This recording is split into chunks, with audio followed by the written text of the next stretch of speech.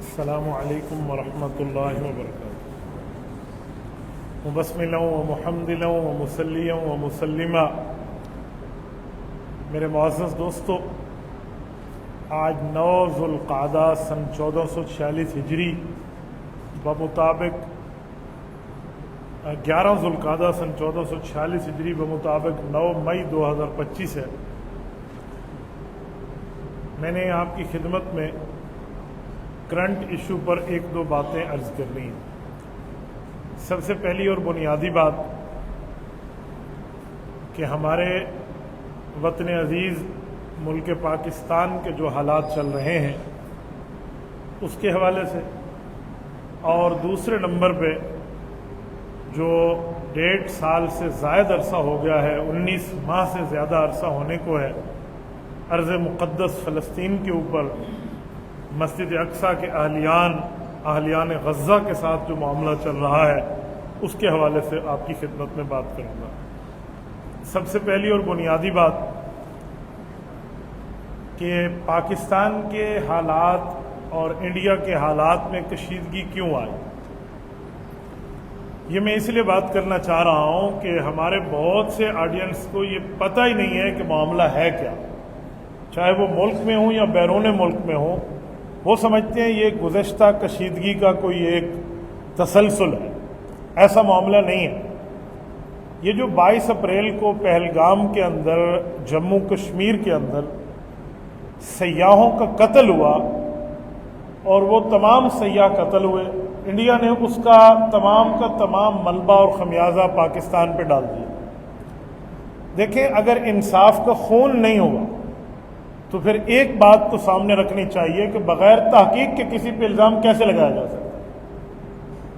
میں ایک جملہ آپ کو سمجھاتا ہوں۔ پہلگام کے جس جگہ پہ یہ واقعہ ہوا ہے وہاں سے لے کر پولیس اسٹیشن تک 1 گھنٹے کا سفر ہے، لیکن اس واقعے کے آدھا گھنٹے کے بعد انڈیا نے کہنا شروع کر دیا یہ پاکستان نے کیا۔ ابھی FIR درج نہیں ہوئی، رپورٹ درج نہیں ہوئی، ایجنسیز کی رپورٹ نہیں آئی، تفتیش نہیں ہوئی، کوئی لیگل معاملہ نہیں چلایا، آدھے گھنٹے کے اندر اندر یہ بات کہہ دینے کا مطلب کیا ہے؟ تو اس سے عزائم آپ خود سمجھ جائیں کہ وہ کیا کہنا چاہ رہا تھا۔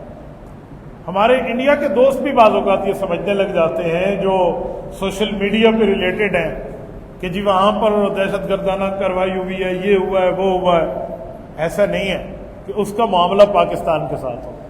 ہم نے پہلے دن سے اس واقعے کو کنڈیم کیا، ہم آج بھی کنڈیم کرتے ہیں۔ پاکستان نے کھلے دل سے تحقیقات کے لیے اپنے آپ کو پیش کیا کہ عالمی عدالت انصاف سے لے کر دنیا کے کسی کٹہرے تک اگر آپ ملک کو ہمارے سامنے بٹھا کر اس ملک کو تفتیش کے لیے جو ثبوت مانگنا چاہے ہم مہیا کرنے پہ تیار ہیں، تو دودھ اور پانی پانی ہو جائے گا، لیکن یہ نہیں مانا۔ اسی لیے اس نے کہا جی ہم پاکستان پہ حملہ کریں گے۔ اسے پاکستان پہ حملے کی جرت نہیں ہے، وہ بہانہ بنائے گا صرف اس چیز کا۔ اب وہ کیا ہے؟ اب آپ اندازہ لگائیں کہ اس مشرک مودی نے اپنے دل کی خباثت کیسے نکالی۔ اس نے صرف اور صرف مسجد کو، مدرسے کو، بچوں کو اور خواتین کو نشانہ بنایا۔ یہ جو ہمارے 8 مقام پہ ان لوگوں نے میزائل فائر کیے، یہ ایک جگہ مسجد ہے، یہاں مساجد شہید ہوئے ہیں، یہاں 8 سال کے، 9 سال کے، 5 سال کے، 14 سال کے معصوم بچے شہید ہوئے ہیں۔ میں 1-2 دن پہلے ملک سے باہر تھا، جب میں واپس آنے لگا تو کچھ دوست ہمیں وہاں کہنے لگے کہ جی ہمیں آپ سے محبت ہے، ہم رہتے تو انڈیا میں ہیں لیکن دہشت گردوں کے ٹھکانے پہ انڈیا نے فائر کیا۔ میں نے کہا آپ انڈیا میں ہیں تو اس کا مطلب یہ نہیں ہے کہ آپ اس مشرک کی ہر ٹھیک بات کی تائید کر دیں۔ اس نے مسجد پہ اٹیک کیا، اس میں حضرت مولانا مسعود اظہر دامت برکاتہم العالیہ کے فیملی کو اٹیک کیا، جن میں ان کی بھابھی شامل ہیں، ان کی چچی شامل ہیں، ان کی ساس شامل ہیں، ان کے بھانجے شامل ہیں، ان کے بھتیجے شامل ہیں، ان کے بھائی کے نواسے شامل ہیں۔ 6 بچے تو وہ ہیں جو 100% نابالغ ہیں، یہ دہشت گرد تھے۔ اگر انصاف کا خون نہیں ہے تو کم از کم انڈیا کے مسلمان کو اس بات کو تو سوچنا چاہیے کہ اٹیک کہاں ہوا ہے. ہم اس ملک کے باسی ہیں, ہمیں پتہ ہے. آپ کا میڈیا گمراہ کر رہا ہے. انڈیا کے دوستوں کو کہوں گا, آپ کا میڈیا گمراہ کر رہا ہے. آج انڈیا کے میڈیا نے خبر دی ہے کہ لاہور کے بندرگاہ پہ ہم نے پاکستان کا ایک بحری جہاز تباہ کر دیا. اب آپ بتائیں, لاہور میں دریا نہیں ہے راوی, وہ سوکھ چکا ہے, سمندر کہاں سے آئے گا؟ بحری جہاز کہاں سے آئے گا؟ بندرگاہ کہاں سے آئے گی جس کو اٹیک کیا ان لوگوں نے؟ یہ تو اس میڈیا کے باولے پن کا حال ہے, ککھ نہیں پتا اور اپنی عوام کو گمراہ کرنے میں بیٹھے ہوئے ہیں. اس پر ہنسی آتی ہے. اس لیے میں تمام انڈیا کے مسلمان دوستوں کو کہوں گا کہ مودی کے اس فاشزم کو سمجھیے. اچھا, یہ ہو گیا. اب اس کے بعد ہمارے ملک میں ایک اور بات شروع ہو گئی کہ جی پاکستان کا ایئر ڈیفنس سسٹم ہے, اس نے ان میزائلوں کو کیوں نہیں روکا؟ آپ یاد رکھیں, جنگ کے اصولوں پہ لڑی جاتی ہے, جذبات پہ نہیں لڑی جاتی. جنگ کے اصول ہوتے ہیں. اگر رولز آف فائٹ کو نظر انداز کر لیا جائے تو جنگ نہیں جیتی جا سکتی. یاد رکھیں, ایئر ڈیفنس سسٹم کے میزائل اس وقت کام کرتے ہیں جس وقت ملک کی ایئر اسپیس اینی فلائٹ کے لیے بالکل بین ہو چکی ہو, ہر قسم کے جہاز کے لیے بند ہو. ہمارے ایئر اسپیس صرف انڈیا کے لیے بند ہے. جس وقت یہ 6 اور 7 مئی کی رات کو اٹیک ہو رہا تھا, 37 جہاز ملکی اور غیر ملکی ایئر لائنز اس وقت ہماری فضاؤں میں تھے. انڈیا تو چاہتا تھا اس نے فائر کر دیا, وہ چاہے جہاز کو لگے, چاہے مسجد کو لگے, چاہے کسی اور جگہ میں جا کے لگے. ہم جواب میں میزائل فائر کرتے, تو اگر یہ وہاں ٹکرا جاتے ان طیاروں کے ساتھ, جو بندے وطن واپس آ رہے ہیں یا ہمارے یہاں سے گزر رہے ہیں, تو اس کا کیا ہوگا؟ آبیل مجھے مار والی صورتحال ہو جاتی, الٹا صورتحال ہمارے گلے فٹ ہو جاتی. تو اس لیے ایئر ڈیفنس سسٹم کی بات نہیں ہے. اب جب ان کے ڈرونز آئے ہیں تو ایئر ڈیفنس سسٹم نے کام کیا. رات تک 30 کے لگ بھگ ڈرون ختم ہو چکے ہیں. یہ ڈرون کیا ہے آپ کو پتہ ہے؟ یہ ایک پورا آدھے کمرے جتنا سسٹم ہے جو 35 ہزار فٹ تک اڑ سکتا ہے. 35,000 فٹ ڈومیسٹک فلائٹ کی رینج ہے. ڈومیسٹک فلائٹ جو ملک کے اندر چلتی ہے وہ 35,000 فٹ اور 10,000 میٹر کی بلندی پہ اڑتی ہے. اتنا اڑنے والا وہ جو ہو ڈرون ہو, اور اس کو ایئر ڈیفنس سسٹم نے وہ نیچے گرا کے دکھایا ہے. تو آپ اس سے اندازہ لگائیں کہ جب ایئر اسپیس بند کر دی گئی تو اس سسٹم نے کام کیا. یہ موقع اپنے ملک پر تنقید کرنے کا نہیں ہے, ملک پہ ٹھہرنے کا ہے, ان کے ساتھ جو ہے نا کیا کہتے ہیں ساتھ دینے کا. اگر بندہ ساتھ نہیں دے سکتا تو بک بک کر کے اپنی حیثیت کو کمزور نہیں کرنا چاہیے. ٹھیک ہے, کسی کا دل گردہ نہیں ہے, وہ ساتھ نہیں چلتا تو گھر بیٹھے, لیکن یہ تھوڑی ہے کہ دوسروں کو خواہ مخواہ سے اٹیک کرے. اور یاد رکھیں, میں ایک جملہ آپ کو سمجھاتا ہوں, انڈیا کی مشرق افواج ہندو اور کافر فوج کے مقابلے میں ہماری مسلمان فوج 1000 کروڑ گنا بہتر ہے. کیا حدیث پاک میں نہیں ہے کہ کافر اور مسلمان کی مثال زندہ اور مردہ کی مثال ہے؟ تو اس ملک اس وقت جب حالات کا یہ نازک پہلو موجود ہو, ہم ساتھ نہیں ٹھہر سکتے تو تنقید کیوں کریں؟ اور میں ایک جملہ مزید سمجھانے کے لیے کہتا ہوں کہ یہ بات ذہن میں رکھیں کہ یہ جو ہمارے اوپر اٹیک ہوا ہے تو یوں نہیں ہے کہ پاکستان خاموشی سے بیٹھے گا. میں آج کے اس اجتماع کی وساطت سے, میڈیا کی وساطت سے دنیا تک یہ پیغام پہنچاتے ہوئے اپنے پرائے سب کو کہوں گا کہ ہمیں قرآن کریم نے کہا ہے وَلَكُمْ فِي الْقِصَاصِ حَيَاةٌ يَا أُولِي الْأَلْبَابِ, کہ خون کا بدلہ خون ہے, یہی اللہ کا قانون ہے. پہلگام کا واقعہ ہوا, وہاں خون پڑا, ہم نے اس کی مذمت کی, ہم بالکل ان کے ساتھ نہیں ہیں. لیکن جو یہ مسلمانوں کا, معصوم بچوں کا اور خواتین کا خون ہوا ہے, اس کے لیے قرآن کریم کہتا ہے کہ خون کا بدلہ خون سے لینا ہوگا, ایسے نہیں. تو ہمارے ملک کی افواج کو چاہیے حسب سابق جرت کا مظاہرہ کر کے انڈیا کو ناکو چنے چبوانے چاہیے, اور اس مشرق کی اس بلند ناک کو خاک آلود کرنا چاہیے کہ کس جرت کے ساتھ آپ نے کام کیا. دشمن اتنا خوف زدہ ہے ہمارے ملک کے ڈیفنس سسٹم سے کہ اس نے ابھی تک دوبارہ جہاز ہمارے یہاں نہیں بھیجے. ابھی نندن آیا تھا, فینٹاسٹک ٹی پی کے گیا ہے, اس نے سب کو بتایا ہے کہ گزارا کرنا وہاں نہ جانا, اس لیے میزائل بھیجا, ڈرون بھیجے, بندے نہیں بھیجے. لیکن جو سرحد کے قریب جہاز ان کے آئے ہیں, مثلا رافیل کو جو فیل کیا گیا ہے, یہ ہمارے لوگ سمجھتے ہیں ملبہ دکھاؤ, ملبہ کہاں ہے؟ یہ ملبہ تو ہم تب دکھائیں جب ہمارے ملک میں گرے. تو پھر کہتے پھر ان کے ملک میں کیوں گرایا، وہ تو اپنی فضا میں تھے۔ بھائی اس کے لیے بھی جنگی اصول ذہن میں ہونا چاہیے، کچھ انسان کی عقل اور خرد کام کرے تو تب بات سمجھ آئے گی۔ دیکھیں دنیا میں یہ اصول ہے کہ لائن آف کنٹرول کے قریب وہ طیارہ اڑ سکتا ہے جس کے پاس اسلحہ لوڈ نہ ہو۔ اگر پے لوڈ اس کے پاس موجود ہے اور اس میزائل کی رینج اس ٹریفک کنٹرول یا کنٹرول لائن کے پار تک ہے، وہ جس وقت اس رینج کے قریب آئے گا دوسرے ملک کو اس کے اوپر اٹیک کرنے کا یہ بنیادی حق ہے اور یہ دنیا کے آئین اور قانون میں موجود ہے۔ تو جس وقت ان کے طیارے ہمارے لائن آف کنٹرول کے قریب آئے ہیں اور وہ پاکستان کی رینج میں ان کی میزائل کی بات تھی جو 120 کلومیٹر پر فائر ہو سکتے ہیں، اور وہ 50 پہ آئے تو اس 120 سے اگر 50 نکالے تو 60-70 کلومیٹر تو پاکستان میں میزائل انٹر ہو سکتا ہے، تبھی اس کو گرایا گیا، اگرچہ وہ گرا اپنے ملک میں۔ ہمارے والے سمجھتے ہیں ہمیں ملبہ دکھاؤ، تو ملبہ کیسے دکھایا جائے گا، تو وہ تو وہاں گرا ہے۔ اور انڈیا کی میڈیا نے شروع میں ایکسپٹ کیا ہے، ان کے ثبوت موجود ہیں، لیکن بعد میں انہوں نے بات کو آگے پیچھے اور اوپر نیچے کر دیا۔ یہ ثبوت ہے اس بات کا کہ اگر ان کے اس طرح جہاز نہ گرائے گئے ہوتے تو یہ ان کی چیخ و پکار اتنی نہ ہوتی، ہمارے زور کا اندازہ ان کے شور سے نہ ہو رہا ہوتا، اور یہ اپنے ڈرون نہ بھیجتے، اپنے جہاز بھیجتے۔ اس طرح بہت سی چیزیں، بعض جھوٹی خبریں بھی اڑا دیتے ہیں۔ اب آج صبح ایک جھوٹی خبر اڑائی ہے کہ جی بمبئی میں پاکستان کا جہاز بھی گرا دیا ہم نے اور اس کے پائلٹ کو بھی گرفتار کر دیا ہے۔ 1000% جھوٹ ہے۔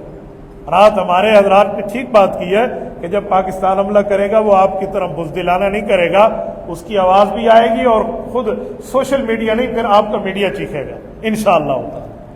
تو بہرحال قوم اپنا جذبہ بلند رکھے اور اپنے جو ہے نا کیا کہتے ہیں جذبات کو ماندنا ہونا ہے۔ اس وقت یہ وہ نازک ماحول ہے کہ اپنے ساتھ ٹھہرنے کا، اپنوں کے ساتھ ٹھہرنے کا، ملک کے ساتھ ٹھہرنے کا، ریاست کے ساتھ ٹھہرنے کا وقت ہے۔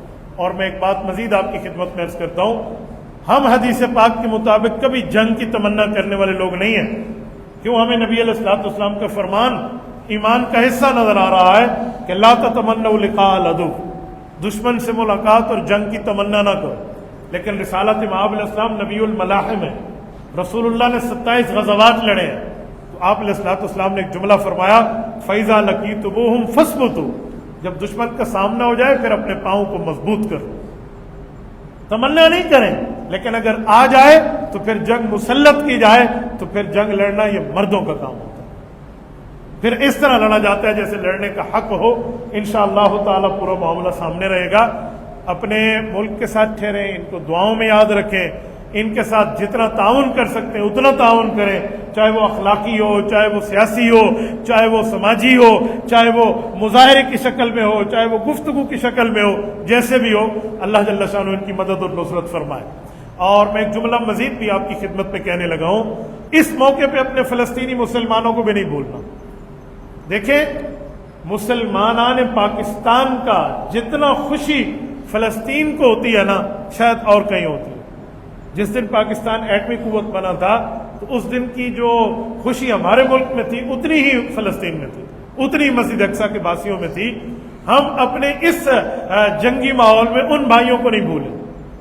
ہو سکتا ہے یہ انڈیا اور امریکہ اور اسرائیل کی ایک سازش ہو کہ جی پاکستان کی عوام اسرائیلی پروڈکٹ کا بائیکاٹ کر کے یا باقی مالی تعاون ان کے ساتھ کر کے یا اپنے آپ کو سامنے پیش کر کے جو پیش ہے ملک کی قوم، لہٰذا ان کو انڈیا کے ساتھ انگیج کر دیا جائے اور وہاں کی صورتحال سے ان کی نظر ہٹا لی جائے۔ دشمن کی ہر چال پہ نظر رکھنی ہے، ہر چال پہ نظر رکھنی ہے، اسی لیے اپنے جذبے ان کے لیے بھی ٹھنڈے نہیں ہونے دینے۔ یہ جو اسرائیلی ڈرون، اسرائیل کے ساختہ ڈرون جو بنے ہوئے ہیں جو ہمارے ملک میں گر رہے ہیں، یہ انہی کے بنے ہوئے ہیں نا۔ تو کیا اب بھی ہمارے ارباب اختیار اور ارباب اقتدار کو نہیں سمجھ لینا چاہیے کہ جی کس کا اسلحہ ہے، کس کے اوپر فائر ہو رہا ہے؟ اسی لیے قائد اعظم نے اسرائیل کو ناجائز بچہ کہا تھا۔ پاکستان کے پاسپورٹ پہ آج بھی یہ الفاظ سنہری حروف کے ساتھ لکھے ہوئے ہیں کہ یہ پاسپورٹ اس یہودی ریاست کے علاوہ پوری دنیا کے لیے کارآمد ہے اور یہاں نہیں جایا جا سکتا۔ میرے دوستو، اسی لیے فلسطینی مسلمانوں کے معاملے کو بھی ہم دیکھیں گے، اس کو بھی نہیں بھولیں گے۔ فلسطینی مسلمانوں کے لیے اور اپنے ملک کے ساتھ یکجہتی کے لیے یہ دونوں صورتحال ہونی چاہیے۔ قائد ملت اسلامیہ امام انقلاب حضرت مولانا فضل الرحمان حافظ الرحمان نے آج 9 مئی یا 10 ایک دن گزار کے 11 مئی 2 دن بعد پشاور کے اندر جو شہدائے غزہ کانفرنس رکھی ہے اس میں بھی ہم سب کو شریک ہونا چاہیے. اس کے لیے ہم ساتھیوں کو محنت بھی کرنی چاہیے تاکہ فلسطینی مسلمانوں کے لیے بھی ہم ان کے ساتھ ٹھہرنے کا پیغام دے سکیں اور اپنی ملک اور قوم کے ساتھ ٹھہرنے کا بھی پیغام دے سکیں. میرے دوستو یاد رکھنا، شہادت مل جانا یہ شکست نہیں ہوتی. ہمارے مسلمانان پاکستان میں مولانا مسعود علی صاحب کی فیملی کے بچے شہید ہوئے، اس طرح باقی حضرات کے جو ہے نا باقی جماعتوں کے جتنے مجاہدین کی جماعتیں، جتنے مسالک کے آدمی ہیں، سب کے اوپر جو اٹیک ہوا ہے، میں سب سے جدائی کی تعزیت کرتا ہوں، لیکن شہادت مطلوب و مقصود مومن، نہ مال غنیمت نہ کشور کشائی. شہادت کبھی جو ہے نا کیا کہتے ہیں وہ شکست کا نام نہیں ہے. شکست اس چیز کا نام نہیں ہوتا کہ انسان کی گردن کٹ جائے، شکست اس چیز کا نام ہوتا ہے کہ انسان کی گردن جھک جائے. لہذا ملک پاکستان یہ سلطنت خدا داد ہے، اس نے قیامت تک رہنا ہے. اسے مٹانے والے مودی کیا اس جیسے کروڑوں بھی آ جائیں وہ انشاءاللہ تعالی پاؤں میں کچل دیا جائیں گے، لیکن یہ ریاست انشاءاللہ تعالی قائم رہے گی، پائندہ رہے گی، تابندہ رہے گی. ایسا نہیں ہے. ملک پاکستان یاد رکھیں، مدینہ طیبہ کی جو سلطنت ہے وہ کلمے کے نام پہ مہراز وجود میں آئی تھی. اس کے بعد جس سلطنت کو مہراز وجود میں کلمے کی بنیاد پہ لایا گیا ہے وطن عزیز ہے.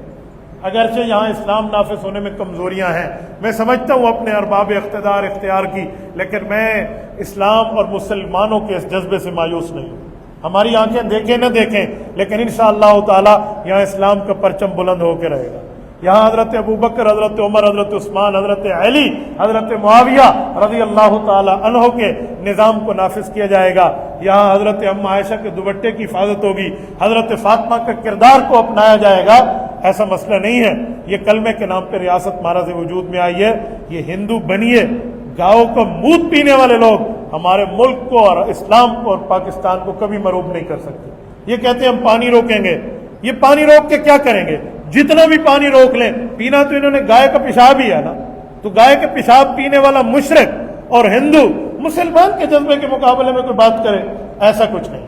اپنے جذبوں کو بلند رکھنا ہے. یہ میزائل، یہ حملے، یہ اٹیک، یہ ایئر اسپیس، یہ فلاں، یہ ہمارے جذبے کو پیچھے نہ رکھے. یاد رکھیں صحابہ کرام رضی اللہ عنہم اجمعین جب جہاد کے میدان میں ہوتے تھے تو ان کے ایمان بلند ہو جایا کرتے تھے. حضرت خالد ابن ولید رضی اللہ تعالیٰ عنہ جملہ فرماتے تھے، یا اعاجم انتم تحبون الخمر ونحن نحبون الشہادہ. وہ فرماتے تھے کہ تمہیں شراب پی کر کسی فاحشہ کے ساتھ رات گزارنا جتنا پسند ہوگا اس سے زیادہ میں جنت میں شہادت کی موت کا متمنی ہوں. لیکن خالد ابن ولید کو جنگ میں شہادت نہیں ملی، وہ بستر پر وفات پائے اور فرمایا کرتے تھے کہ میری بستر پر موت پیغام ہے ان بزدلوں کو جو سمجھتے ہیں کہ میدان جہاد کے اندر موت ہے. ایسا نہیں ہے. حضرت زرار بن ازور رضی اللہ عنہ وہ صحابی ہیں، حالانکہ جنگ میں زرہ پہننے کا حکم ہے. ایک جنگ کے اندر اجنادین کی فتح میں ملک شام میں تو ان نے قمیض اتار دی تھی کافر جرنیل کو دیکھ کے کہ تیرے تیر کے اندر موت نہیں ہے. میں زرہ تو زرہ اپنی قمیض بھی اتار رہا ہوں. میرے دوستو آپ حیران ہوں گے، اس وقت جنگ میں جب شدت ہو تو خواتین کو بھی جنگ میں آنے کی اجازت ہوتی ہے. تو حضرت خالد ابن ولید رضی اللہ عنہ کے لیے فتوح شام میں موجود ہے کہ حضرت زرار ابن ازور رضی اللہ عنہ جب گرفتار ہو گئے تھے کفار کے ہاتھوں تو انہوں نے گھوڑے دوڑائے اور 20 سے لے کر 30 افراد جو تگڑے اور کمانڈر لوگ تھے ان کو اپنے تعاقب میں ساتھ لے گئے ان کو رہا کرانے کے لیے. تو کہتے ہیں ایک گھڑ سوار ان کے ساتھ تھا جس نے بالکل نقاب میں اپنی شکل چھپائی ہوئی تھی، 100% وہ پردے میں تھا اور سب سے آگے آگے مردانہ وار کامیابیوں میں اس نے حملے کیے. اور زرار بن ازور جب رہا ہوئے تو اس خاتون کے پاس حضرت خالد ابن ولید گئے، اس گھڑ سوار کے پاس گئے کہ آپ کون ہیں جو آپ ہمارے اتنی تائید کر رہے ہیں، آپ ذرا اپنا چہرہ کھولیے. تو انہوں نے کہا میں زرار بن ازور کی بہن خولہ بنت ازور ہوں، میں اپنا چہرہ نہیں کھول سکتی، میں خاتون. مسلمان کا جذبہ تو ایسا. لہٰذا یوں نہیں ہے کہ اس ہندو بنیے اور جو ہے نا کیا کہتے ہیں گاؤں کے پیشاب پینے والوں کے جو ہے نا کیا کہتے ہیں ہم ان باتوں سے ڈر جائیں. یہ ڈرنے والے نہیں ہیں. میں امیر شریعت سید عطا اللہ شاہ بخاری رحمۃ اللہ علیہ کے الفاظ میں کہوں کہ ہندو اور مسلمان ان کا فرق دیکھنا ہو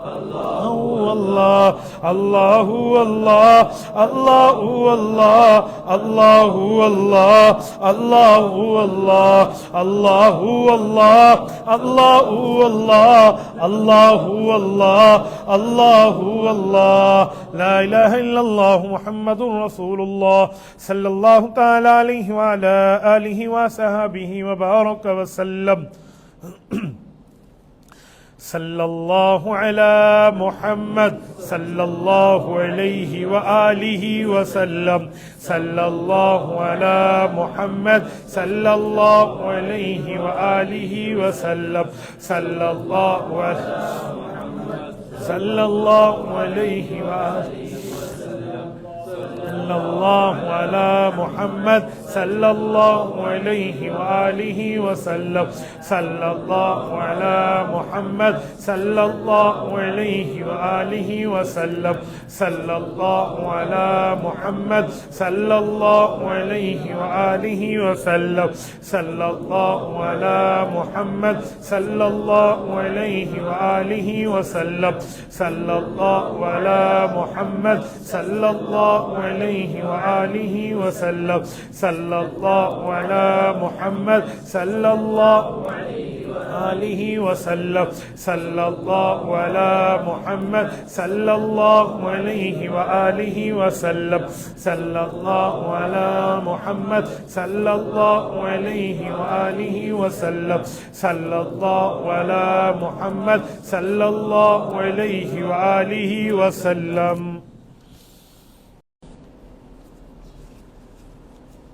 ہو گیا؟ چلو بسم اللہ الرحمن الرحیم. مفتی صاحب اگر مسافر قصر نماز کے بجائے پوری نماز پڑھ لے تو گناہ گار ہوگا؟ دیکھیں نماز قصر ویسے ہی فرض ہے جیسے نماز حضر فرض ہے. نماز حضر کہتے ہیں گھر کی نماز اور نماز قصر کہتے ہیں سفر کی نماز. تو اگر آپ نماز حضر یعنی کہ آپ نے 4 رکعت پڑھنی ہے آپ 2 پڑھ لیں گے تو آپ کو ثواب ملے گا یا گناہ ملے گا؟ گناہ ملے گا. تو اسی طرح وہاں آپ پر 2 ہے, آپ نے 4 پڑھی ہے تو آپ کو 2 پڑھنی پڑیں گی. ٹھیک ہے, وہ 2 ہی ہے, اس کو آپ آگے پیچھے نہیں کر سکتے, لیکن 2 تب ہے جب 4 رکعت ہو. جب 3 رکعت ہو پھر 2 نہیں ہے, پھر 3 ہے. ورنہ لوگ مغرب کی نماز بھی 2 رکعت پڑھ لیتے ہیں, تو مغرب کی نماز 2 رکعت نہیں ہے, وہاں صرف 3 رکعت ہے. تو جو 4 رکعت والی ہے اس کو 2 پڑھنا ہے. میں ایک بات آپ کو اور بتاؤں. اس دن مجھے میرے ایک دوست بتا رہے تھے کہ حضرت میں نے گھر والی کو یہی مسئلہ بتایا کہ آپ نے 2 رکعت کر کے پڑھنی ہے. تو کہتے جی ٹھیک ہے. تو کہتی ہیں وہ 2 رکعت پڑھ رہی تھی. تو میں نے کہا 2 رکعت کا مطلب؟ کہتے ہیں 2 رکعت کا مطلب ہے 2 ظہر, 2 عصر, 2 مغرب کی نمازیں, 2 عشاء کی نمازیں, 2 فجر کی نمازیں, ڈبل کر کے پڑھ رہی. اور میں نے کہا اللہ کے بندے 2 کا مطلب ہے 4 کو کم کر کے 2 پڑھ لو. تو 2 نمازیں پڑھوائی کھڑا ہوتا ہے. تو 2 نمازیں نہیں ہیں, 2 رکعتیں ہیں. تو اس لیے اس فرق کو ذہن میں رکھا کریں. مفتی صاحب سفر معراج کے لیے کون سی کتاب پڑھنی چاہیے اور کس مصنف کی وضاحت فرما دیں. معراج کے سفر کے متعلق سب سے بہتر یہ ہے کہ آپ کسی عالم دین سے, حضرت مولانا مفتی محمد شفیع رحمۃ اللہ علیہ نے جو معارف القرآن میں تفسیر لکھی ہے اس کو پڑھ لیں. کسی عالم دین سے آپ پڑھ لیں تو بہت بہتر ہے.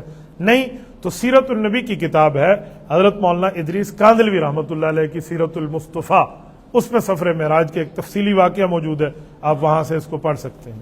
تو بہت اچھے اس میں فوائد ہیں اور پوری ترتیب کے ساتھ موجود ہے. مفتی صاحب اگر کسی شخص پہ سجدہ سہو واجب ہو اور آخری قعدہ میں تشہد کے بعد سجدہ سہو کرنا بھول گیا اور درود شریف یا دعا کے بعد سجدہ سہو کر سکتا ہے یا نہیں؟ دیکھیں سجدہ سہو جب بھی اس کو یاد آیا اس کے بعد یہ سلام پھیر کے سجدہ سہو کر لے, اس کے بعد دوبارہ وہیں سے شروع کر لے تو اس کا سجدہ سہو ادا ہو جائے گا. ہاں اگر سجدہ سہو اس نے نہیں کیا اور نماز پڑھ لی تو پھر نماز کی دہرائی لازم ہو جاتی ہے. سورۃ کہف میں جن صحابہ نے ہدایت پائی تھی وہ جوان تھے یا بزرگ تھے؟ یہ کس بھائی نے سوال کیا؟ مجھے سمجھا دینا تھوڑا سوال, میں اس کو نہیں سمجھا. جن سے مراد جن ہے یا جن سے مراد انسان ہے, یا جن سے کیا مراد ہے؟ سورۃ کہف میں کسی جن کا ذکر میرے خیال میں اچھا جن صحابہ نے تو پورے قرآن سے ہدایت پائی ہے. دیکھو صحابہ 2 قسم کے ہیں قرآن میں, ایک انسان صحابہ ہے, ایک جن صحابہ ہے. جن صحابہ کے لیے صورت جن نازل ہوئی ہے، وہ جن ہے، وہ صحابی بنے ہیں نصیبین کے، وہ صورت کہف نہیں ہے، وہ صورت جن ہے۔ اور آپ کہتے ہیں جن صحابہ نے ہدایت پائی تھی وہ جوان تھے، بوڑھے تھے، صحابہ نے تو پورے قرآن سے ہدایت پائی ہے، صرف صورت کہف کی بات نہیں ہے۔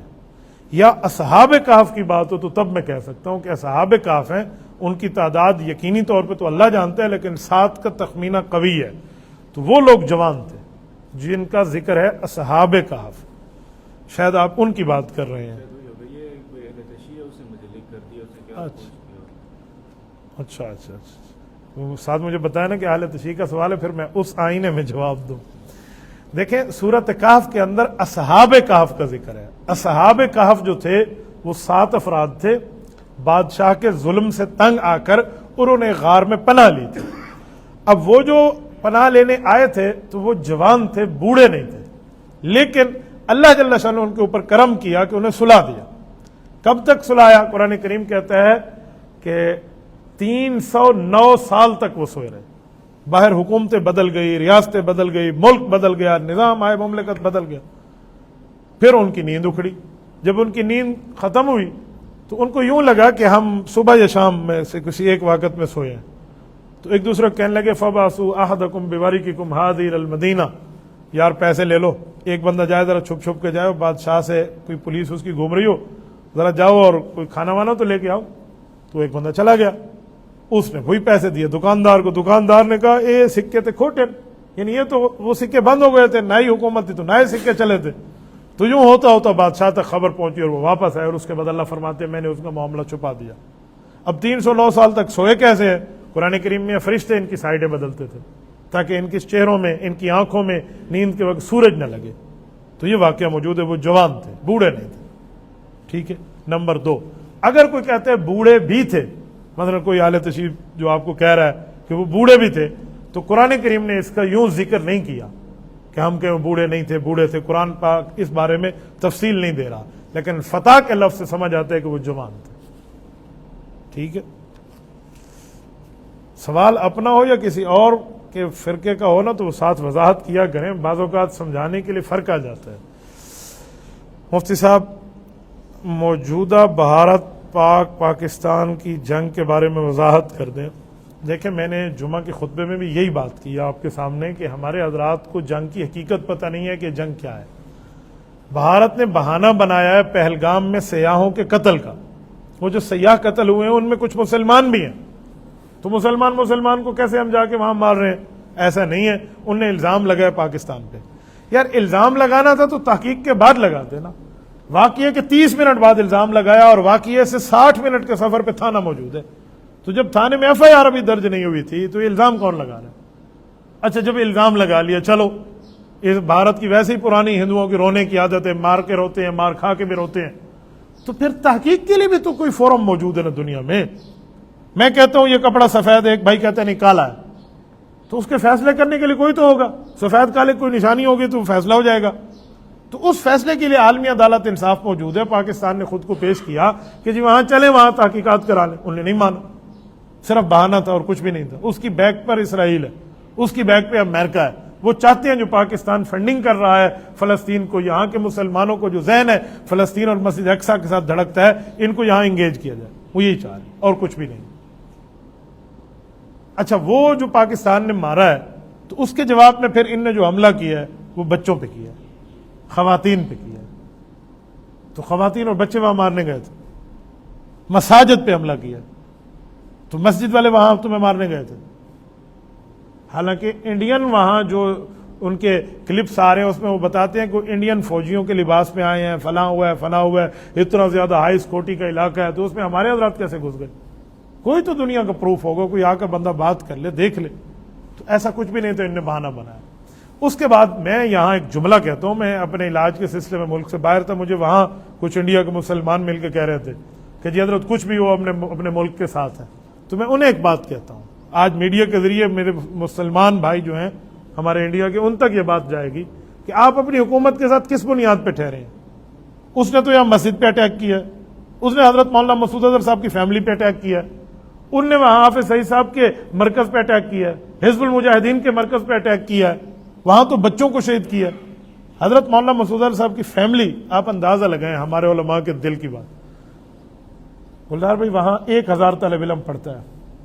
1000 طالب علم کو ایک دن پہلے انہوں نے کہیں اور کر دیا، کوئی شک ہو گیا، پتہ نہیں کہیں ایسا ہو نہ، اس طرح کی باتیں آ رہی تھی کہ مدارس پہ اٹیک ہو رہا ہے. اس نے اپنی فیملی کو وہاں سے دوسرے دن الگ کرنا تھا، حالانکہ لوگ پہلے اپنا گھر کا سوچتے ہیں. اس شخص کا دل دیکھیں، اس نے 1000 طالب علموں کو اپنے بچوں پہ ترجیح دی، اسے سائڈ پہ کیا. اس رات فیملی کو رات گزار کے انہیں الگ کرنا، تو فیملی شہید ہو گئی. تو یہ چھوٹے بچے، یہ 5 سال کے، 8 سال کے، 9 سال کے، 10 سال کے، 14 سال کے، ان کو دہشت گرد کا اس کے اوپر وہ ناچ رہے ہیں لوگ. وہ تو ہندو ہے، مودی تو ہے ہی مسلمانوں کا قاتل. گجرات میں اس نے کیا کیا؟ احمد آباد میں اس نے کیا کیا؟ احمد آباد کے دنگا اور فساد آج تک انڈیا کے مسلمان نہیں بھولے، بلکہ دنیا کے مسلمان نہیں بھولے. اس نے کیا سے کیا وہاں نہیں کیا. اور اب جب اس نے یہ اعلان کیا، اس کو دنیا سے سپورٹ نہیں ملی، نہ سیاسی سپورٹ ملی، نہ باقی کوئی اور معاملہ ملا. پھر انہوں نے اپنی وہ کیا کہتے ہیں بےزتی کے لیے کہ پتہ نہیں زیادہ بےزتی ہو جائے گی تو یہ کام ان نے کیا. بہرحال شہادتوں سے مسلمان کبھی پیچھے نہیں ہوتے. مولانا مسعود اظہر صاحب کی جو تحریر آئی آپ اس کو دیکھیں، ایمان بندے کا بلند ہو جاتا ہے. انہوں نے کہا کہ شہادت سے کبھی خون رائے گا نہیں جاتا، لیکن وَلَكُمْ فِي الْقِصَاصِ حَيَاةٌ يَا أُولِي الْأَلْبَابِ. تو ایک بات ذہن میں رکھیں کہ اصل صورتحال یہ ہے، اسی لیے اصل صورتحال بتائیں کہ ہے کیا. اب پاکستان اگر اٹیک کرے گا تو یہ ان کا جوابی حق ہے، اور یہ اٹیک ہوگا انشاءاللہ. لوگ کہتے ہیں انتظار ہے. مجھے یاد ہے 1998 میں جس وقت ہمارے ایٹمی دھماکے ہوئے تھے، یہ غالباً 17 دن کے بعد ہوئے تھے. 17 دن پہلے انڈیا نے ایٹمی دھماکے کیے تھے، تو سارے ملک کے لوگ کہتے تھے دیر ہو رہا ہے دیر ہو رہا ہے. وہ 5 تھے، ہم نے 6 کیے تھے. اور وہ آج ایٹمی پاور ہے الحمدللہ پاکستان، جس کی وجہ سے اس کو کوئی جرت نہیں ہوتی، ورنہ وہ ان کو غزہ بنانے کے لیے 1 منٹ بھی نہ لگا. تو دیر کا مطلب یہ تھوڑی ہے کہ پاکستان جواب نہیں دے سکتا. میں کہتا ہوں جتنی راتوں کی دیر ہوگی، ہر رات وہ موت کی خوف میں سوئیں گے، ہر رات موت کے خوف میں سوئیں گے. وہ مارا کو ڈراون زیادہ پہن ہے، تو ڈرا کے مارنا اور ہو جاتا ہے. تو جنگی حکمت عملی ہوتی. اب پاکستان کی شاباشی دیکھیں، ہم وہاں مندر پہ اٹیک نہیں کر سکتے. مندر کو اٹیک کرنا کون سا مسئلہ ہے وہاں مندروں پہ؟ لیکن قرآن اور شریعت اور دین کا حکم ہے کہ غیر مسلم کی عبادت گاہ پہ آپ نے حملہ نہیں کرنا. رسول اللہ صلی اللہ علیہ وسلم کی تعلیمات ہیں کہ غیر مسلم کی عبادت گاہ کو نشانہ نہیں بنانا، غیر مسلم کی خاتون کو نشانہ نہیں بنانا، غیر مسلم کے بوڑھے پہ ہاتھ نہیں اٹھانا، غیر مسلم کے بچے کو کچھ نہیں کہنا. یہ رسول اللہ صلی اللہ علیہ وسلم کی تعلیمات ہیں. تو اس لحاظ سے بیٹھے ہوئے پاکستان کی جوابی کارروائی ان کی فوجی تنصیبات تک ہے. تو یہ کچھ صورتحال ہے، اس کو ذرا سمجھیں، اپنے ملک کے ساتھ ٹھہریں. یہ وقت ہے یار. دیکھو آپ کو بھی اور ہمیں بھی سیاسی طور پہ اختلافات ہوں گے. میں شہباز شریف کو وزیر اعظم مانوں نہ مانوں، اس موقع پہ تو ہم سب کا وزیر اعظم ہے نا. وہ فارم 47 کا کہہ دو یا 147 کا کہہ دو، لیکن اس موقع پہ ہم ان کے ساتھ ٹھہریں گے، اس موقع پہ اپنی فوج کے ساتھ ٹھہریں گے، اس موقع پہ اپنے ملک کے ساتھ ٹھہریں گے. اس کی وجہ یہ ہے کہ یہ لوگ اس وقت ہمارے ساتھ چاہیں گے، ان کی کمر مضبوط ہوگی، کمر مضبوط ہوگی تو معاملہ آگے چلے گا. اس پروپیگنڈے میں نہ جائیں جو یہاں پروپیگنڈا چل رہا ہے، جی فلاں ہو گیا، جی فلاں ہو گیا، جی یہ ہو گیا. ان لوگوں کی باتیں ہیں جنہیں یقین مانے. اب جو ان کا رافیل گرا ہے، پہلے میڈیا نے مانا، بعد میں اپنی پوسٹیں ڈیلیٹ کر دی. کل مجھ سے ایک دوست نے پوچھا، انہوں نے کہا ان کی سرزمین میں مارنے کا مطلب کیا ہے؟ میں نے کہا فوجی حکمت عملی نہیں جانتے، یا پڑھ لیا کریں یا سمجھ جایا کریں. کوئی ملک کا جہاز ہو نا، وہ کسی کی سرحد پہ جاتا ہے نا، لائن آف کنٹرول پہ، تو اس کے 2 اصول ہیں. اس کو اس وقت تک نشانہ نہیں بنایا جا سکتا جب تک وہ اپنے ملک کی سرزمین پہ ہو اور بغیر اسلحے سے لیس ہو، اسلحے سے لیس نہ ہو، غیر مسلح. جب وہ میزائل باندھ کے سرحد کے قریب آئے گا تو پھر اس کی رینج دیکھی جائے گی کہ یہ میزائل اگر فائر ہو تو کہاں تک جائے گا. اگر وہ رینج کراس کر کے دوسرے ملک تک اس کی حدود جاتی ہے تو اس کو پھر دوسرے ملک کے اندر بھی نشانہ بنایا جا سکتا ہے. یہ اس ملک کا بنیادی حق ہوتا ہے. تو وہ میزائلوں کے ساتھ آ رہے ہیں، ہمیں چیک کر رہے ہیں، تو یہ جواب میں مارنے کا حق نہیں رکھتے. تو ایسا کچھ بھی نہیں ہے. وہ کہتے ہیں JF-17 کے ساتھ آپ رافیل کو فیل کر کے رکھ دیں تو یہ بہت بڑی بات ہوتی ہے. تو اسی لیے ملک کے ساتھ ٹھہرنے کا وقت ہے. تو آپ حضرات اس طرح کے 2 نمبروں کے پراپیگنڈے میں خود کو شامل نہ کریں. مفتی صاحب، آپ کی صحت کے بارے میں لوگ سوشل میڈیا پہ مذاق اڑا رہے ہیں، ویل چیئر پہ بیٹھے ہیں، اس بارے میں وضاحت کر دیں. دیکھیں، جب کوئی اپنا ہوتا ہے نا، وہ دعا کر لیتا ہے اس موقع پہ تکلیف کی چیز کو دیکھ کر. جو غیر ہوتا ہے نا، وہ تیسرے سے چوتھے گیئر میں آ جاتا ہے. ان کو تو چھوڑ دیں. میرے پاؤں میں تکلیف ہے، میں اب بھی آپ کے سامنے رکھ کے چل رہا ہوں. اتنی تکلیف تھی میرے چلنے میں اس وقت کہ زندگی میں پہلی بار مجھے جو ٹکٹ ملی ہے نا، وہ سعودی ایئر لائن پہ آپ میری ٹکٹ پہ دیکھیں تو اس پر ویل چیئر بنی ہوئی تھی. کہ جو ویل چیئر مجھے بورڈنگ سے اٹھا کر بورڈنگ ٹو ارائیول تک انہوں نے اس کو دی ہے مجھے. یہ پہلے تو مجھے پتا چلا کہ ویل چیئر بھی کہیں فٹ ہوتی ہے، وہ فلائٹ میں رکھتے ہیں. تو اس وجہ سے میں چل نہیں سکتا تھا. یقین مانے بہت مشکل سے چل رہا تھا اپنے پاؤں کی تکلیف کی وجہ سے. تو اس پر کچھ لوگ مذاق کرتے تو انہیں کہ ایک نہیں ایک اور مذاق کر لیں. اس پر پریشان نہیں ہوا کرتے. میں اس لیے کہتا ہوں غیر ہمیشہ تیسرے سے چوتھے گیئر میں آئے، آپ اس کو ٹاپ گیئر میں لائیں. اس پر پریشان نہ ہوا کریں. اپنے اپنے ہوتے ہیں، باقی وضاحت شداد نہیں ہوتی. اللہ پاک ہم سب کو سلامت رکھے. کسی کی بیماری پہ لوگ ہنستے کیوں ہیں؟ یاد رکھیں اگر کسی پہ ہنسا نا، من ضحک ضحک، عربی زبان کا ایک مقولہ ہے. اس کا معنی ہے جو ہنستا ہے پھر اس پہ ہنسا جاتا ہے، پھر اس چیز میں بندہ مبتلا ہوتا ہے. میں تو بد دعا نہیں کرتا، میں تو سب کی صحت یابی کے لیے دعا کرتا ہوں. اللہ سب کو سلامت رکھے. مفتی صاحب، جیسا کہ قرآن کریم میں ہے کہ قیامت کے دن کسی بندے کی نہ تو اولاد کام آئے گی نہ مال. میرا سوال ہے حافظ بھی اپنے والدین کے کام نہ آئیں گے تو بتائیں. بات بالکل آپ کی تب ٹھیک ہوتی جب یہ حدیث کے مخالف نہ ہوتی. حدیث پاک میں ہے، رسول اللہ صلی اللہ علیہ وسلم نے فرمایا ہے کہ جس نے اپنے بچے کو قرآن پڑھایا یہ اپنے ماں باپ کے کام بھی آئے گا اور اپنی فیملی کے 10 بندوں کے کام بھی آئے گا اور خود اپنے کام بھی آئے گا کہ اس کو اتنا بڑا مقام ملے گا. تو جس نے یوں نہیں کیا ان کی اولاد کام نہیں آئے گی. تو آپ دو باتوں کو الگ الگ سمجھیں. قرآن کی جو آیت ہے نا کہ اس دن مال آپ کو فائدہ نہیں دے گا، آپ کو اولاد فائدہ نہیں دے گی، یا تو کفار کے لیے ہے یا ان کے لیے جنہوں نے اپنے بندے بچوں کو، اپنی اولاد کو دین پر نہیں لگایا اور انہوں نے اپنی اولاد کو جو ہے نا کیا کہتے ہیں بے دین بنایا، ان کے لیے. قرآن کی آیت کو حدیث کی تشریح کے آئینے میں سمجھا کریں. قرآن میں یہ موجود ہے کہ اس دن مال اور اولاد فائدہ نہیں دے گا، لیکن یہ تو ابو لہب کے لیے قرآن کی آیت ہے، ما اغنا عنہ مالہ وما کسب. تو ابو لہب نے اپنے بیٹے کو حافظ بنایا تھا. رسول اللہ صلی اللہ علیہ وسلم فرماتے ہیں کہ جس بندے نے اپنی اولاد کو حافظ بنایا، خود حافظ نہ ہو، اولاد حافظ بن جائے، تو ان کے ماں باپ کے سر پہ وہ تاج رکھا جائے گا جس کی روشنی سورج کی روشنی سے زیادہ ہوگی. اور پھر یہ حافظ کو کہا جائے گا تجھے 6666 کم و بیش اسکیل ملیں گے، ہر آیت پہ ایک اسکیل ہوگا جنت میں. اور پھر کہا جائے گا کہ اپنی فیملی میں سے 10 بندے لے کر آ جا جن کے اوپر جہنم واجب ہو چکی ہے، اللہ ان کو جنت دے دے گا. تو ایسے بندے کی تو مال اولاد کام آئے گا. میں دوسری بات آپ کو کرتا ہوں، ہم صدقہ دیں، ثواب ملتا ہے نہیں ملتا؟ آخرت ملے گا. تو پھر یہ جو لکھا ہوا ہے مال کام نہیں آئے گا تب، تو وہ کافر کا مراد ہے، 2 نمبروں کا مراد ہے. مسلمان کا معاملہ الگ ہے، کافر کا معاملہ الگ ہے. بڑے چھتے سوال کرنے میں یار تو اتنے سخت. مفتی صاحب اگر کپڑے پھٹے ہوئے ہوں تو نماز ہو جائے گی؟ پھر یہ 70 والی جگہ پہ کوئی جگہ پھٹی ہو اور 70 نظر آ رہا ہو، نہیں بابا نماز نہیں ہوگی، آپ کو نماز دوبارہ پڑھنی پڑے گی. یہ نماز کے ساتھ مذاق ہے. جان بوجھ کے پڑھا ہے تو گناہ گار ہیں آپ. نہیں پتا تھا، بعد میں پتا چلا تو نماز لوٹا لیں، پھر گناہ نہیں ہے.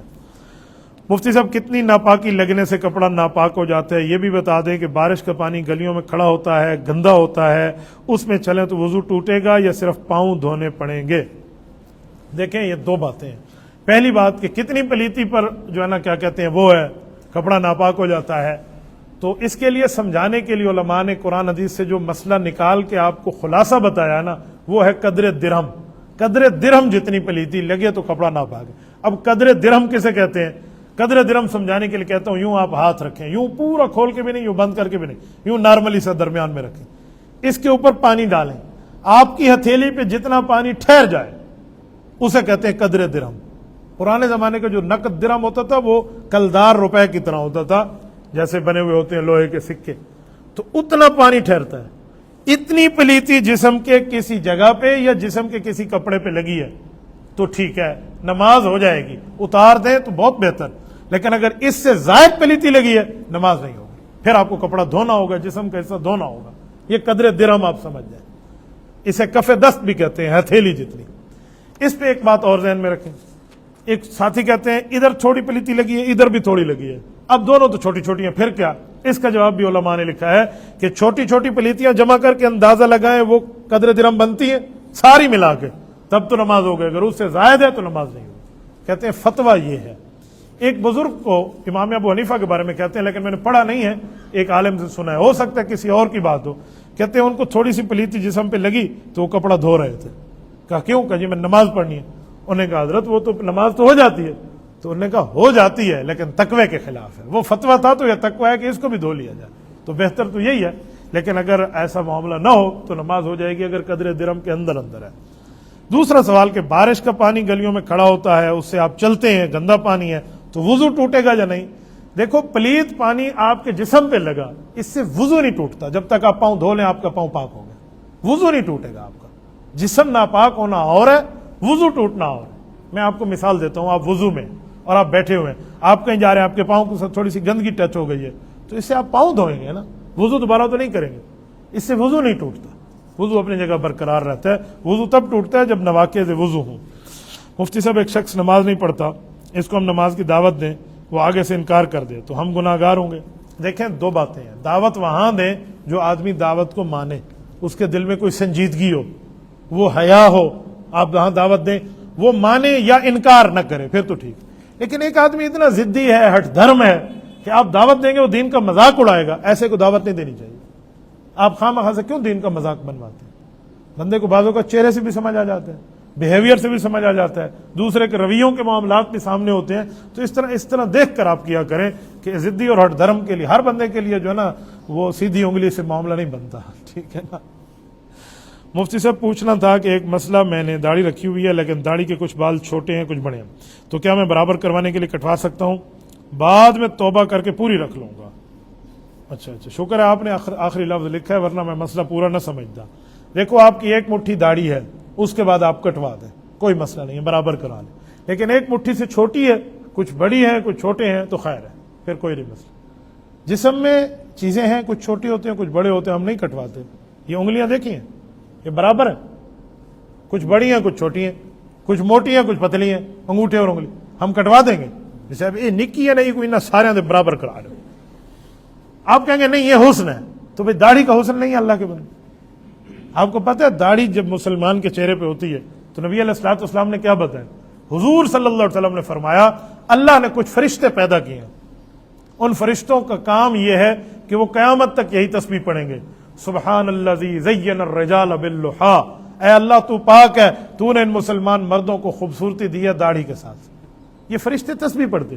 اور پھر رسول اللہ صلی اللہ علیہ وسلم نے فرمایا کہ جو عورت بال نہیں کٹواتی, اپنے سر کے بال پورے رکھتی ہے, فیشن نہیں کرتی, فرمایا ان فرشتوں کی ذمہ داری ہے وہ ان خواتین کے لیے بھی دعا کر کے ایک تسبیح پڑھتے ہیں, سبحان الذی زین النساء بالقرون, اللہ تیری ذات پاک ہے, تو نے ان خواتین مسلمانوں کو عزت دی ہے سر کے بالوں کے ساتھ. آج معاملہ خراب ہے, مسلمان اس کو کاٹ رہا ہے, عورتیں اس سر کے بالوں کو کاٹ رہی ہے. نام ہم لیتے ہیں حضرت سیدہ فاطمہ رضی اللہ عنہا کا, جن کا جنازہ بھی رات کو اٹھے کہ ان کے کفن کے کپڑے پر بھی غیر محرم کی نظر نہ پڑے. ایسے نہیں ہو, اس لیے ہمیں اس کو سمجھنا چاہیے.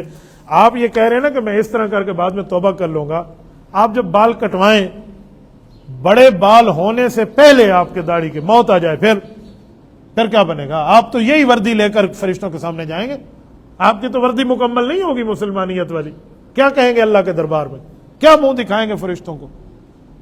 تو اسی لیے جو حضرات یہ غلط کام کرتے ہیں ان کو چاہیے وہ اپنے دل کو سمجھائیں کہ ہم گناہ کر رہے ہیں, اللہ ہمیں معافی کی توفیق دے, ایک دن ہم معافی مانگیں گے اور اس پہ اوپر عمل کریں گے, پھر تو ٹھیک ہے.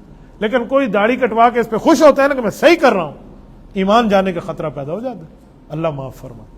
تو اسی لیے بھائی آپ یہ کام بالکل نہ کریں. میرے ایک شاگرد ہیں, اب میں ان کا نام نہیں لیتا, میڈیا کے ذریعے پہنچ جاتا ہے, پھر ہر بندے کا نام نہیں لیا جاتا, صرف ایسے سناتا ہوں. ان کو میں نے کہا بیٹا داڑھی رکھ لو, میرے پاس پڑھتے تھے, انہوں نے داڑھی رکھ لی. ان کی والدہ نے انہیں کہا داڑھی کٹا دو. اس نے کہا امی مجھے تو استاد صاحب نے کہا ہے, روزانہ آتے جاتے تھے, صبح آتے شام پر. تو ان کی ماں نے انہیں کہا کہ ابھی آپ چھوٹے ہو, بڑے ہو جاؤ گے پھر داڑھی رکھنا. وہ یہ دلیل لے کر میرے پاس آئے کہ استاد جی امی آدھی وڈا چیزیں حل داڑھی رکھیں, حال تو نکے. میں نے کہا آپ کی امی کو کہو کہ اللہ کو پتا تھا کہ بڑا ہے یا چھوٹا ہے, اللہ نے اس کی داڑھی اس وقت نکالی ہے, لہٰذا داڑھی آ گئی تو اب داڑھی ہونی چاہیے, آپ نہ کٹوائیں. اس نے ماں کو بتایا, ماں نے کہا واہ میں تمہیں دلیل دیتی ہوں, مولوی کو جا کے سنا دے. انہوں نے کہا واہ داڑھی کاٹنے کی دلیل, تو ماں نے دلیل دی. کہا قرآن میں لکھا ہوا ہے لا اکراہ فی الدین, دین میں سختی نہیں ہے. 3 پارہ پہلا صفحہ اس کے اوپر لکھا ہوا ہے. وہ بیچاری خالی ترجمے پڑھتی ہوگی نا, علماء سے سمجھ, اس لیے کہتے ہیں ترجمہ علماء سے سمجھ کے پڑھو تاکہ پھر پتہ چلے یہ آیت کافر کے حق میں یا مسلمان کے حق میں. تو اس نے یہ دلیل دی اور وہ لڑکا لے کر دلیل آ گیا, پہلا سال پڑھتا تھا. میں نے اسے کہا بیٹا آپ کو دوسرے سال میں تفسیر شروع کرائی جاتی ہے, آپ نے پہلے سال میں امی کا سوال لایا تو بسم اللہ ذرا لے آؤ قرآن کریم کی یہ صفحہ, آیت الکرسی ختم ہوئی, آگے یہ لفظ شروع ہوا لا اکراہ فی الدین قد تبین الرشد من الغی فمن یکفر بالطاغوت, پوری آیت پڑھائی اور تفسیر دکھائی حدیث سے کہ آیت کس کے لیے, کسی کافر کو ڈنڈا اٹھا کے مسلمان نہیں کرایا جائے گا. اس کا مطلب یہ ہے کہ کافر کو ڈنڈا اٹھا کے نہیں کہیں گے کلمہ پڑھ, ترغیب دیں گے, ترہیب دیں گے, لیکن جب وہ مسلمان ہو جائے گا پھر تو مسلمان کی شرائط اس کو ماننی پڑیں گی. ڈنڈا اٹھا کے کبھی آرمی میں داخل نہیں کرایا جاتا, لیکن جو آرمی میں آ جاتا ہے تو ان کے رولز کو فالو کرتا ہے. تو ہم مسلمان ہیں, ہم اسلام میں آ کے اسلام کے رول کو فالو کریں گے. یہ ابو جہل کا معاملہ اور ہے اور تیرا معاملہ اور ہے. میں نے کہا تمہیں ماں اپنا بیٹا سمجھتی ہے یا ابو جہل سمجھتی ہے؟ کرانے والے آئے تھا چاہ کے تیرے فیٹ کی تھی بیٹھی ہے. پھر تو کفار کے بارے میں جو مسئلہ تو مسلمان پہ, اس نے جا کے ماں کو سنا, ماں نے کہا چلو ٹھیک ہے توبہ طیب ہو گیا. اس لڑکے کو نبی پاک صلی اللہ علیہ وآلہ وسلم کی داڑھی بڑی پسند تھی, لیکن زور زبردستی سے ماموں نے جا کے کٹوا دی ماں کے کہنے میں. اب سنیں ذرا, داڑھی کٹی, چھوٹی چھوٹی کرا لی. یہ لڑکا رات کو سویا اور خواب دیکھا اس نے. اگلے دن میرے پاس آ کے کہتا ہے کہ میں نے نبی پاک صلی اللہ علیہ وسلم کو خواب میں زیارت کی ہے, مجھے کہا جاتا ہے کہ یہ حضور علیہ السلام, تو وہ بڑی خوشی ہوتی. جب میں حضور کو دیکھتا ہوں تو جیسے دیکھنے لگتا ہوں حضور کا چہرہ مبارک غائب ہو جاتا ہے, مجھے دھڑ نظر آتا ہے, میں چہرے کی زیارت نہیں کر سکتا, کہ مجھے چہرہ نظر نہیں آتا, لوگ دیکھتے ہیں میں نہیں دیکھتا. میں نے کہا بیٹا اس کی وجہ یہی ہے, آپ نے جسم مبارک کی زیارت کی, یہ بھی بہت بڑا اجر ہے, لیکن کیونکہ آپ کی نیت مخلص تھی, پر یہ جو آپ کے ساتھ گناہ کرایا نا ان لوگوں نے, اس وجہ سے ہوا ہے. تو اس نے ماں کو جا کے سنایا. ماں نے کہا ہم ٹیسٹ کرتے ہیں, ٹھیک ہے تم نہ کٹانا اگلے ہفتے سے. توبہ کی اسی رات, ابھی داڑھی بڑی نہیں ہوئی, اگلی رات اس نے پھر خواب دیکھا اور نبی پاک صلی اللہ علیہ وآلہ وسلم کی زیارت ہوئی, چہرے سمیت زیارت ہوئی. کہتے نبی علیہ الصلوۃ والسلام نے مجھے 5 بالٹیاں دی ہیں کہ اس سے غسل کر لو پانی کی. تو وہ خواب لے کر آیا. میں نے کہا ایک تو توبہ کی برکت ہے کہ چہرے کی زیارت ہوگی, اور 5 بالٹیاں کیا ہے, اس پر پریشان تھا غسل کا مطلب. میں نے پھر اسے حدیث سنا کہ حدیث پاک میں ہے نبی پاک صلی اللہ علیہ وسلم نے ارشاد فرمایا کہ ابو ذر غفاری مجھے ایک بات بتاؤ یا رسول اللہ, ارشاد کا کسی بندے کے گھر کے سامنے ایک نہر ہو اور وہ دن میں اس میں 5 مرتبہ غسل کرتا ہو تو اس کے جسم پہ کوئی میل کچل باقی رہے گی؟ تو حضرت ابو ذر غفاری نے فرمایا نہیں یا رسول اللہ, وہ صاف اور منقع رہے گا. تو فرمایا یہی مثال 5 نمازوں کی ہے کہ جب مسلمان ایک نماز پڑھتا ہے دوسری نماز تک کے گناہ معاف, پھر 2 نماز پڑھتے پھر اگلی گناہ نماز تک کے گناہ. میں نے کہا 5 بالٹیاں تجھے اشارہ ہے کہ 5 نمازیں پوری پڑھ. سچ سچ بتا. میں نے کہا نمازوں میں سستی ہے, فجر کی نماز میں سستی ہے. میں نے کہا دیکھ لیا, اس نے وہ سستی پوری کر لی. یقین مانے کئی زیارتیں اس کو ہوئی اس کے بعد. یہ میں آپ کو بتا رہا ہوں جذبوں کے اوپر ہوتا ہے. اس لیے بیٹا داڑھی کے معاملے میں 100% احتیاط کر, ایسا کچھ نہ کر. یہ اکیلی سنت ہے جو ہمارے ساتھ قبر میں جائے گی. قبر میں کفن جائے گا, کوئی پگڑی وگڑی ہمارے ساتھ نہیں جائے گی. اس وقت لباس اتار دیا جائے گا, کفن ہوگا. یہ سنت ہے جو ہمارے ساتھ قبر میں جائے گی. مفتی صاحب, میں نے کل صبح کی نماز کے بعد ایک خواب دیکھا جس میں ایک مالٹائی رنگ کی انجان بلی ظاہر ہوتی ہے اور وہ مجھے کاٹتی ہے, پنجے بھی مارتی ہے, جس کی وجہ سے میں پورا بازو پر عجیب قسم کے نشانات زخم بن جاتے ہیں, ان میں خون بھی ہوتے ہیں. اس کی تعبیر بتا دیں. بیٹا اس کی تعبیر یہ ہے کہ اللہ پاک خیر کرے گا, اللہ آپ کو تکلیف سے بچائے گا. 2 باتیں ذہن میں رکھیں, ایک تو صدقہ کر دیں, کچھ نہ کچھ صدقہ دے دیں اللہ کے راستے میں, اور دوسرا یہ ہے کہ کوئی نہ کوئی دشمن سے اپنے آپ کو محتاط رکھیں. تعبیر میں نے خیر کی دی ہے کیونکہ تعبیر اچھی پھیرنی چاہیے. تو یہ اس میں اچھائی کا اشارہ نہیں تھا, اللہ اچھائی دیں گے انشاءاللہ. مفتی صاحب, میں نے آپ کی تصویر اپنے وال پیپر پہ لگائی, ایک بندے نے کہا یہ تو بت پرستی ہے, تو شرک کی راہ ہموار ہے. منہ توڑ جواب دیتے. چھوڑیں بیٹا, میں تصویروں کی کبھی بھی آپ کو حمایت میں دلیل نہیں دیتا. تصویر ضرورت کی ہو تو لگا دیں, ضرورت نہ ہو تو تصویروں کو کوئی ضرورت نہیں ہے. کوئی بندہ بیانات کی بات کرے, دین کی بات کرے, اس کی جگہ دین کی پوسٹ لگا دیں, کوئی نہیں مسئلہ. ویڈیو جو دین کے بارے میں ہو نا اس کو لگا دیں. تصویروں کے معاملے میں میں کبھی تصویروں کو حق میں نہیں ہوں. جو لوگ تصویریں ہمارے ساتھ بناتے ہیں انہوں نے, میں کہتا ہوں اپنی مرضی پہ بنانا, قیامت کے دن آپ جانے اور وہ جانے. میں نے تو آج تک خود سیلفی بنانے کے لیے کبھی کسی کو نہیں کہا, کبھی بھی نہیں. کیا ہو ہم ٹھہرتے ہیں اور سیلفیاں بناتے ہیں. میری جیب میں الحمدللہ موبائل ہوتے ہیں, میں کبھی سیلفی. میں نے جن سے پیار کیا ہے نا, ان علماء کے ساتھ بھی جن سے محبت اور تعلق رکھا ہے, ان سے بھی کبھی سیلفی کی ڈیمانڈ نہیں کی. حضرت مولانا فضل الرحمان دامت برکاتہم کے ساتھ میں نے بیٹھ کے کبھی موبائل نہیں نکالا کہ میرے سے سیلفی بنو، کسی اور نے کھینچ لی اپلوڈ ہو گئی، میں نے کبھی مولانا کو نہیں کہا۔ حضرت مولانا الیاس گھمت کتنا تعلق ہے ہمارا، میں نے کبھی کہا کہ حضرت ایک سیلفی سنو دے دو، کبھی بھی انہوں نے نہیں کہا۔ اسی طرح پیر ذوالفقار صاحب بیٹھے، میری امام کعبہ سے ملاقات ہو چکی، ایک امام کعبہ سے ہم نے اس دن دعا سیکھی، میں نے نہیں نکالا جیب سے موبائل، میں امام آئی ایم ود امام کعبہ، ہاں وہ جیسے لگاتے ہیں نا، یہ غلط سوچ الحمدللہ کبھی دماغ میں آئی بھی نہیں ہے۔ یہ سیلفیوں ملفیوں والے چکر سے بندہ بچ جائے۔ مفتی صاحب میرے والد محترم 2021 میں فوت ہوئے، اللہ تعالیٰ ان کی مغفرت فرمائے، اور بلا ناغہ ہر جمعہ نماز کے بعد قبرستان جاتا ہوں، سورۃ ملک کچھ اور دعائیں بھی پڑھتا ہوں، مجھے والد صاحب خواب میں نہیں مل رہے، تو میں کون سا عمل کروں مجھے خواب میں مل جائے؟ سب سے پہلی بات تو یہ ہے کہ ایسی اولاد اللہ ہم سب کو دے، بہت بڑی بات ہے۔ 2021 میں فوت ہوا، 25 ہے، 4 سال میں آپ اپنے ابا کو نہیں بھولیں۔ اولاد وہ ہونی چاہیے جو موت کے بعد بھی باپ کو نہ بھولے۔ آپ جمعہ نماز کے بعد جاتے ہیں، چھوٹی سی میری ایک عرض مان لیں، آپ جمعہ نماز کے بعد عصر کے وقت جایا کریں، ویسے جمعہ کے بعد بھی جائیں تو جائز ہے۔ حدیث پاک میں رسول اللہ صلی اللہ علیہ وسلم نے فرمایا، حضرت ابو ہریرہ کی روایت ہے، طبرانی صغیر کی ہے، فرمایا من زار قبر ابویہ او احدہما فی کل جمعۃ غفر لہ ما تقدم من ذنبہ وکتبت برا۔ فرمایا جس شخص نے اپنے ماں باپ کی قبر کی ہر جمعے زیارت کی، یا ان میں سے کوئی ایک فوت ہو گیا اس کی زیارت کی، تو اس شخص کو اللہ جل شانہ 2 انعام دیں گے، ایک تو اس کو جہنم سے بری لکھ دیں گے، دوسرا اس کے گناہوں کو معاف کر دیں گے۔ اصل تعلق ماں باپ کے ساتھ موت کے بعد ہے، اصل موت کے بعد، بہت بڑی بات ہے۔ رہ گیا خواب میں ملنے کا معاملہ، خواب میں اللہ چاہے گا ملا دے گا، یہ اللہ رب العزت کے اختیار میں ہے، باقی آپ اس وجہ سے چھوڑنا نہیں۔ یاد رکھیں، یہ جو حافظ بندہ اولاد کو بناتا ہے نا، اس لیے نہیں بناتا کہ یہ حافظ بن جائے گا، حافظ بنانے کی کئی وجہ ہوں گی، ان میں بنیادی وجہ یہی ہوتی ہے کہ اس کی وجہ سے میرے سر پہ تاج سجے گا قیامت میں۔ اورنگزیب عالمگیر رحمۃ اللہ علیہ بہت بڑے بادشاہ گزرے، عادل بادشاہ گزرے، مغلیہ سلطنت کے مسلمانوں کا ایک نام تھا، اس شخص نے ایک اتنا بڑا کارنامہ سر انجام دیا ہے، شاید رہتی دنیا تک ہو۔ اورنگزیب عالمگیر نے فتاوی عالمگیری لکھوائی ہے، پتہ ہے کتنے علماء نے بیٹھ کے لکھا تھا؟ 500 علماء نے، 500 علماء کا کھانا پینا، رہائش، اٹھانا بٹھانا، تمام معاملہ اس نے اپنے ذمہ لیے، اور کہا اس طرح فتاوی عالمگیری ان نے مرتب فرمایا، اس کو فتاوی ہندیہ بھی کہتے ہیں۔ ایک فتاوی عالمگیری کا فتویٰ نا تو ایسے سمجھو 500 علماء کا فتویٰ ہے وہ۔ یہ بندہ جو تھا، اس کے بیٹے نے حفظ کیا قرآن کا، تو یہ اپنے والد کے پاس لے گیا کہ آپ کے پوتے نے قرآن حفظ کیا، تو اس کے والد نے کہا اچھا ماشاءاللہ، اللہ آپ کو مبارک کرے، بس ایسے چھوٹی سی ایسے نارملی مبارک دی، چپ ہو کے بیٹھ گئے۔ اس کے بعد تو ان نے بڑے ٹائم کے بعد محسوس کیا، کچھ وقت گزرا تو کہا ابو ایک بات کہتا ہوں، آپ ناراض نہ ہوں، کہ جو خوشی میں امید کر رہا تھا نا کہ آپ کے چہرے پہ آنی چاہیے، وہ آئی نہیں ہے آپ کے چہرے پہ۔ آپ کے پوتے کا حفظ آپ نے سن بھی لیا ہے، لیکن اس طرح چہرہ آپ کا نہیں کھل اٹھا۔ کہ اس کی کیا وجہ ہے؟ کوئی ہم سے ناراضگی ہے، ہمیں بتائیں۔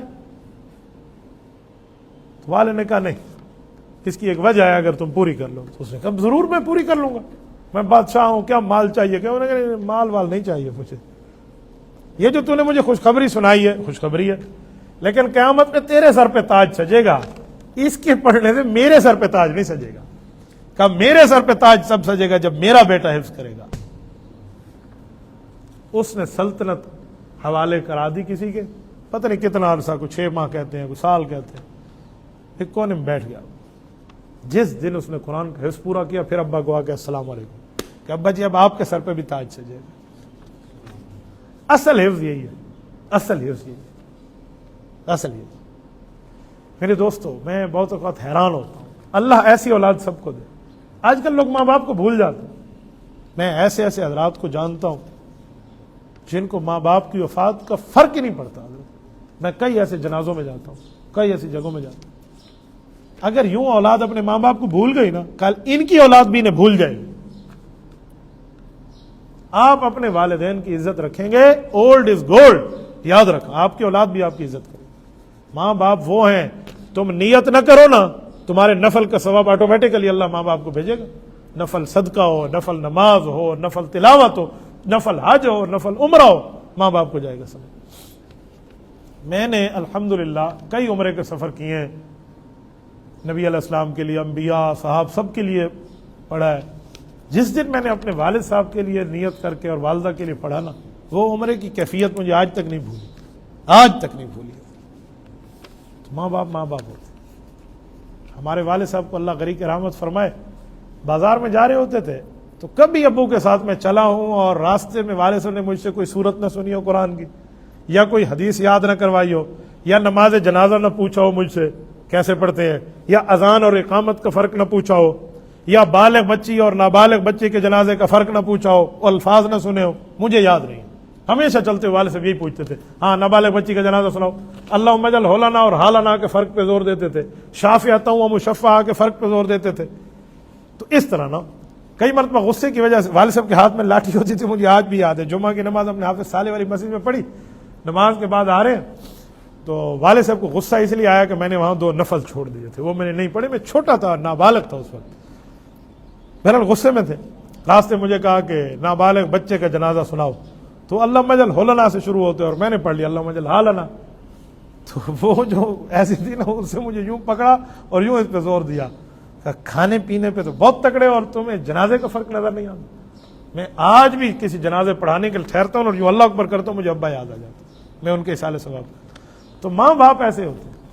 ایک بازار میں ہم جا رہے تھے، والد صاحب نے ایک دن مجھے کہا، اس زمانے میں 8 آنے اور 4 کا زمانہ تھا، 8 آنے اور 4 آنے، 1 روپیہ دیا، کہا یہ اس فقیر کو دے دو، یوں دیا، یہ پکڑے نا آپ، یہ فقیر کو دے دو، ایسے۔ میں اس فقیر کے پاس یوں چلا، اس کے قریب گیا تو اس کے جسم سے پسینے کی بدبو آ رہی تھی، کپڑے میلے تھے۔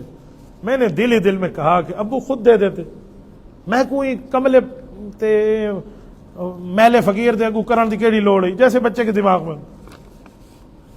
لیکن ابا ہر ہمیشہ میرے ہاتھ سے دلاتے تھے۔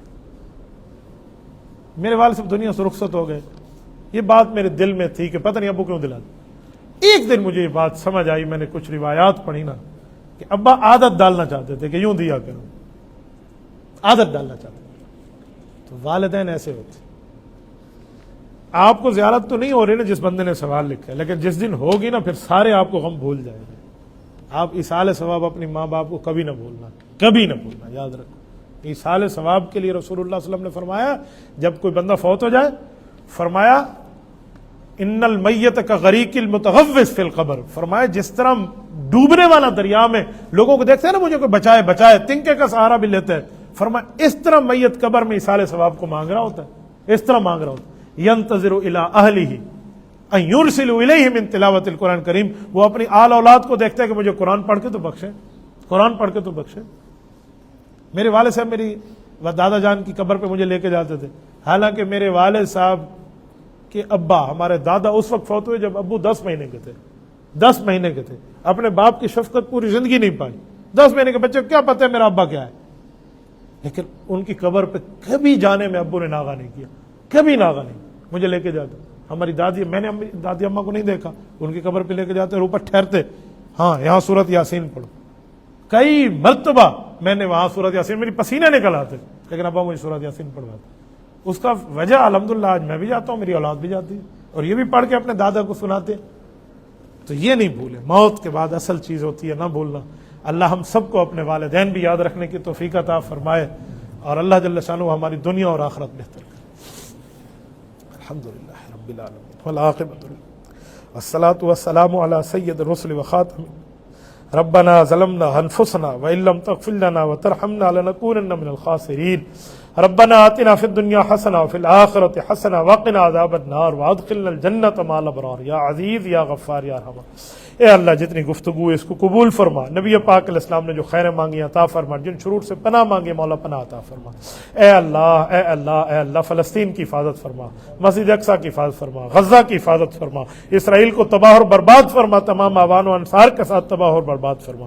اے اللہ انڈیا کے ارادوں کو خاک میں ملا دے جو مسلمانوں کے خلاف، اہل اسلام کے خلاف، وطن عزیز پاکستان کے خلاف ہے۔ اے اللہ ان کے جھنڈوں کو نیچے کر دے، ان کی غرور کو خاک میں ملا دے۔ اے اللہ ملک اسلام، ملک پاکستان کی حفاظت فرما، اہل اسلام کی حفاظت فرما، اہلیان پاکستان کی حفاظت فرما، اہلیان مدارس مساجد کی حفاظت فرما، اے اللہ ہمارے ملک مسلمان فوج کی حفاظت فرما، اے اللہ ہم سب کی حفاظت فرما، چپے چپے کی حفاظت فرما، اے اللہ اے اللہ اے اللہ، جتنے دوستوں نے مجھے دعاؤں کے لکھا ہے، کہا ہے، کہنا چاہتے ہیں، ان سب کی دعاؤں کو قبول فرما، اے اللہ جو بیمار ہیں انہیں صحت عطا فرما، اللہ جو دنیا سے رخصت ہے کہ ان کی قبور کو جنت کا باغ بنا، اے اللہ حضرت مولانا مسعود اظہر صاحب کی تمام فیملی کے افراد جو دنیا سے گئے ہیں، اے اللہ ان کی قبر کو جنت کا باغ عطا فرما، اے اللہ ان کے پسماندگان کو صبر جمیل عطا فرما، اے اللہ زخمیوں کو صحت یاب فرما، ان سمیت جہاں جہاں مسلمان اس حملے کا نشانہ بنے، اے اللہ ان سب کو جزائے خیر عطا فرما، ان کو صحت یاب فرما، دوبارہ اپنے پاؤں پہ کھڑا فرما، فیملیوں کو صبر جمیل عطا فرما، اے اللہ ان کے قبر آخرت کے فوت شدگان کے شہداء کے مسائل کو،